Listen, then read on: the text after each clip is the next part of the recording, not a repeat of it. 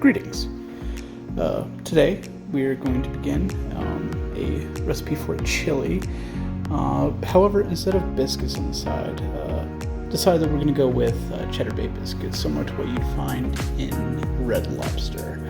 So we're going to get started by gathering our ingredients and preheating the oven. I actually elected to purchase a dough scraper. Unless you're a really hardcore baker, people tend to not have these, but they're really cheap on Amazon. I want to say I purchased this one for like $10 maybe. It also has this nifty little ruler on it. So if you decide to cut a piece of dough into 2-inch strips, that's very easy to do so with something like this. Also, these right here, these are biscuit cutters. I'm sure that's not what they're called, but they essentially allow you to cut biscuits.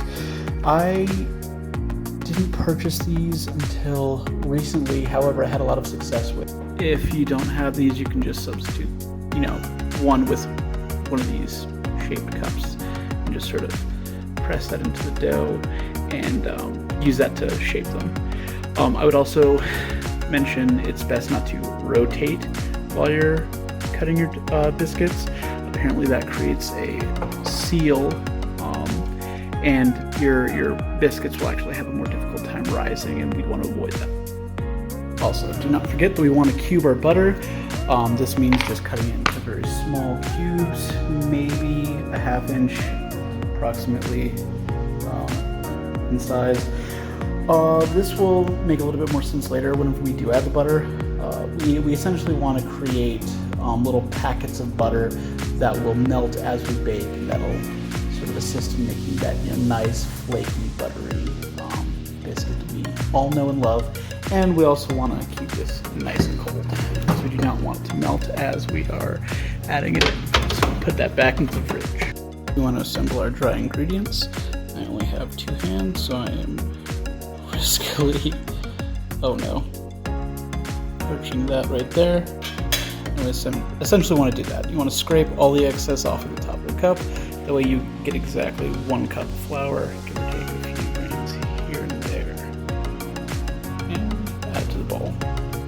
Alright, now 2.5 cups flour, 2 tablespoons baking powder, a teaspoon of salt, and 2 teaspoons of garlic will make our dry ingredients. I've already mixed them together, so these are, what they should look like. Now we have to create a well. This is where we're going to be pouring all the liquid ingredients into our dry, and also where we're going to be folding our cold cubed butter. Now that we have all of our dry ingredients added together, I added about 1 cup of cheddar cheese into the mix. I forgot to mention that earlier. Now that we have that, we're then going to fold in our cubed butter and our buttermilk. Now, I will say that substituting your buttermilk, it's okay in a pinch. However, it's not going to be quite the same. I forgot buttermilk like an idiot, and I added in about a teaspoon of white vinegar into a cup of regular milk. This will get you like 6 to 7 tenths of what buttermilk does, but it's not quite the same, and I would highly suggest that you never substitute your buttermilk. However, we'll be doing it in this pinch. Now, something to mention when baking, it's a very precise way of cooking that it doesn't really jive well with my sort of instinctual style of cooking, which is just the feeling method. I go based off of feeling and memory most of the time. But with this, you have to be very careful not to overmix. So I'm just sort of massaging in the wet ingredients, and then I'm going to just fold in the butter, being sure not to, completely overmix it. Now that we've dumped out our dough onto a freshly floured and previously cleaned surface, it should look about like this. It's just sort of clumpy, doughy, and it just looks overall pretty messy. That's okay. We're going to just sort of knead this, well, not truly knead it, but we're going to flatten it into basically a rectangle, and I'll show you the measurements here in a moment. This bad boy is about, what is that? 9 inches by 8, about 11 or 12 inches. Pretty much, it just looks like a very flat, just ball of dough. You'll notice that these are the cold specks of butter, and that's what we want. We want to basically fold and flatten that cold butter into the dough. Like I said, that way it sort of creates like folded layers of cold butter that will melt and give it that sort of flaky, soft, biscuit feel that we want. Also, another thing, if you notice that something crumples out, it just falls out while you're flattening things, that's just fine. Just put them into the middle. Make sure that you have a flour rolling pin, that way nothing sticks to it, and these little just outliers will, as we fold, they will become a part of the biscuit, and so it's just fine. Now, we only want to do this about 3 times, like I said, because we're not trying to overwork our dough. So I'm just going to take this and I'm going to scrape my dough off of the counter. And I'm just going to fold over. And we're going to repeat this. Well, this is the first time. I'm going to do it 2 more times. And I like to rotate it like that, just to make sure that nothing falls over while we're rolling it. And I will roll it long ways and then short ways to get that 9 by 11 or 12 inch size that we're accustomed to. And I will repeat that, like I said, 3 times, and then we'll go to cutting our biscuits. You'll never be able to get everything the first go through. So what you do is you take these scraps, these leftovers, that you were not able to incorporate into the rest of the biscuits, which, like so, I was able to add in 6 here, and now we're working on the second tray. I'm going to take these scraps, I'm going to roll these out, and then I'm going to repeat the process, basically until I'm unable to make any more biscuits. I might have to get another tray, so we shall see. And I'm not really a perfectionist, but this is what the final result is. You'll see I was able to get a couple of fairly, well-made biscuits out of the reclaim, if we want to call it that. But there's always that last biscuit that's just, you have to just throw it together, and there's really no way to cut it out without creating more, scraps. So I like to just sort of form it into a biscuit, and this is the ugly one. This is the one that I like to test after we're done. So I'm gonna go ahead and add these bad boys in, and then we'll begin making the chili.